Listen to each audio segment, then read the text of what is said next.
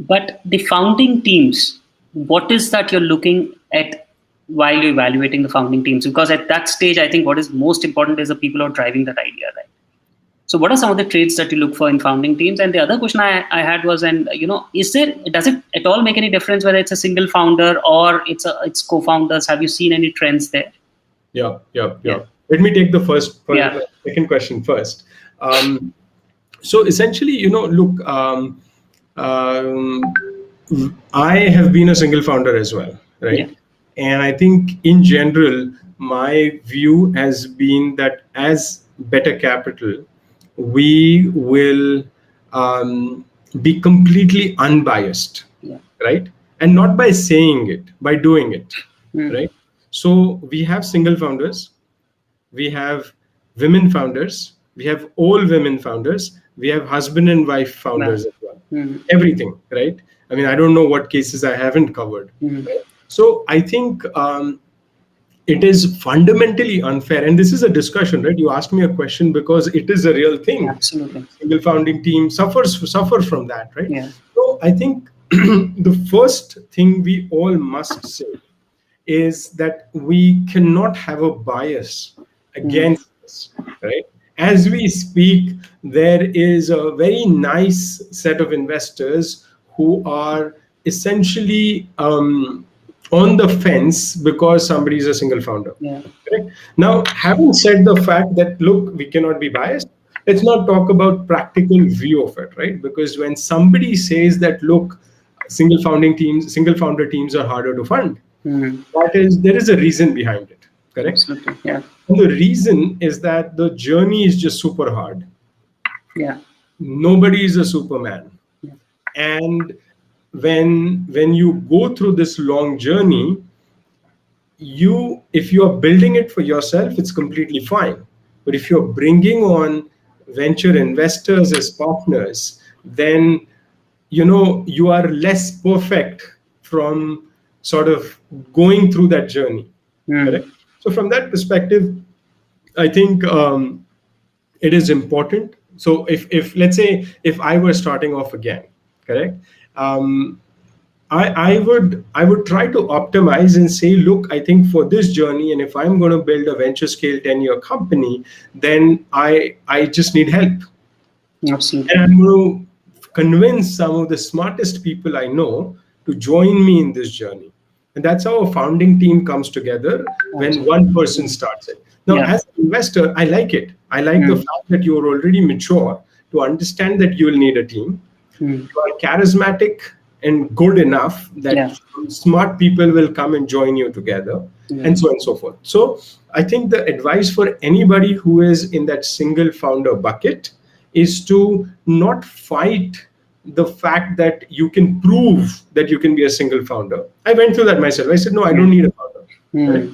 Co-founder. But I think it's not that at all, right? I think you have to think practically about the journey. Absolutely. And just, you're going to need a team. And when you have a founding team, it will just go a long way. Or, I might not be politically correct here, but I think I keep telling people that it's such a long, lonesome, kind of a tough journey that कई बार एक आदमी आधा हो जाता है और एक 11 हो जाते हैं, right? Absolutely. So absolutely. I think that's the way I've seen a lot of these founders from closer, but just having that one more support system, right? It just gives you so much courage. Yeah. Absolutely. Look, even at Better, I'm a solo GP fund, and it is hard because you are sort of constantly deciding. It's extremely competitive and whatnot, right? So, the way I'm solving it is by having 2 or 3 really, really close friends who I feel the comfort of a co-founder in. Absolutely. Correct? Yeah. Now, maybe I can pull it off on the investment side, but I think if somebody is kind of taking a VC approach or VC route to building a large 5-10 year company, then I think you can optimize your journey and outcome and everything by just building a founding team around you. Absolutely. So I think it is important to do that. But besides that, I think we can't have a bias, right? Absolutely. So, absolutely. I think bias is going to be very hard because especially in a shallow ecosystem like us, if we say, oh, husband and wife founders, oh, women founders, I think everybody says a lot of things, right? Mm. There are very few people who Walk the talk. Yeah. walk the talk. And I think at better, literally, I mean, Yeah. when we wrote the 2018 annual letter, we already had women founder representation that was, or husband and wife founder representation Yeah. that was far more in percentage than you would usually see, right? Or Absolutely. Yeah. see at all, correct? Yeah. Now, and again, I want to highlight the fact that, the bias is not entirely wrong, Absolutely. but the way to deal with that bias is by helping those teams solve those issues rather than deserting them. Absolutely. Correct? Yeah.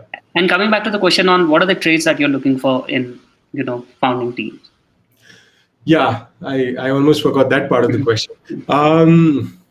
So I think number one, I'm actually not trying to find a pattern. Yeah. Right? I think every founder is different. Every founding team is different.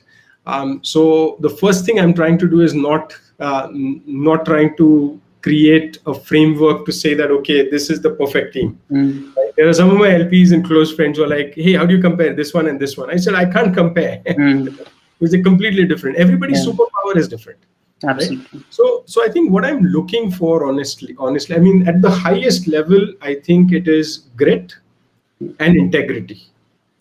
Correct? Yeah. Because you're going to change your product, market, acquisition plan. I was just talking to a woman founder yesterday where they're down the road on a particular plan and she hates it, right? She's like, I know I don't want to do this, right? And she's just bouncing off ideas, right? And I can see how clear and honest she is in saying what she does not want to do, because the company that it might become is not the company that she started with, right? Building. So I think I'm looking for grit and integrity. The grit allows you to stay true to the kind of person and founder you are. And I think integrity just allows you to build sort of a culture that will be far longer lasting. Because look, to be correct, there are companies where culture is really, really bad, and it starts from the top, right? Absolutely. Whether it's lack of integrity or lack of accountability, everything, right? Yeah. And some of them are very large companies, right? But I think if I sense that right at the beginning, that's just not for me. No matter what that ground is, who else is investing, what else is happening, right? So I think for me, I think that fundamental value system is very important. And then after that, comes the second layer, right? Which is, why are you starting this? Yeah. Right? And that why question informs me the most. I'm starting it because I want to start a company. I'm starting it because I experienced a problem. I'm starting it because whatever it is. And believe me, the answers are always very, very different if you probe them enough to get the real answer. Absolutely. Right? Because for me, why am I doing Better Capital?